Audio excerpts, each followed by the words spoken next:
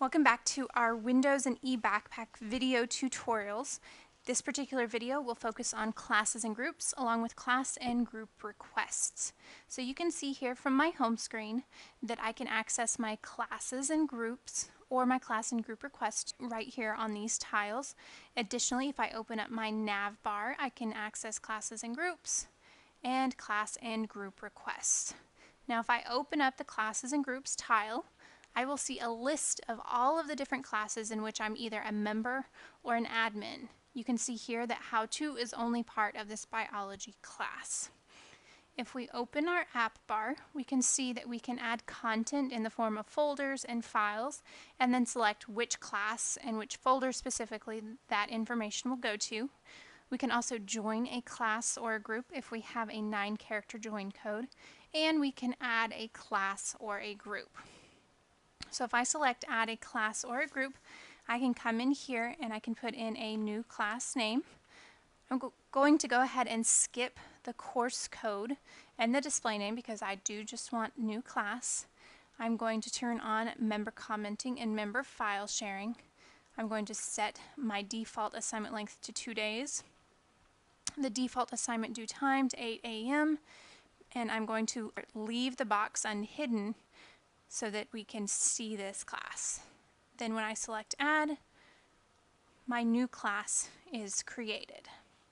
If I select one of these classes to go view, so say biology because it's already been established, then I can come in here and I can right click again and I can add more content just as before. I can also adjust my class settings if I am an admin.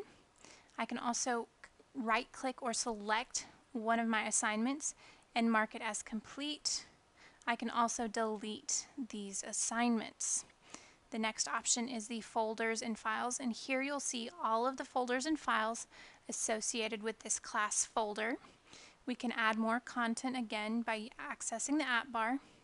I can view all of my assignment discussions from the entire class in one location, and finally I can access my roster if I'm an admin.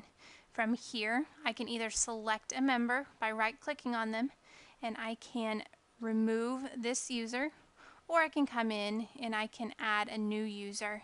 All I have to do is enter in that new user's name and choose whether they're going to be a member or an admin.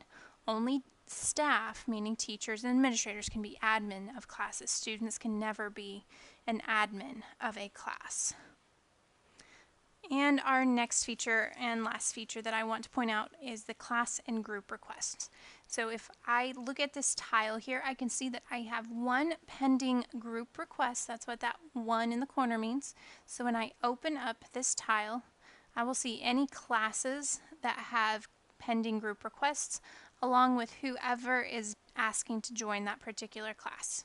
I can either select on the student's name, or if that student's name was not selected, I could right click and say select all and either accept or reject those members from becoming part of my class. So that's it on classes and groups along with class and group requests.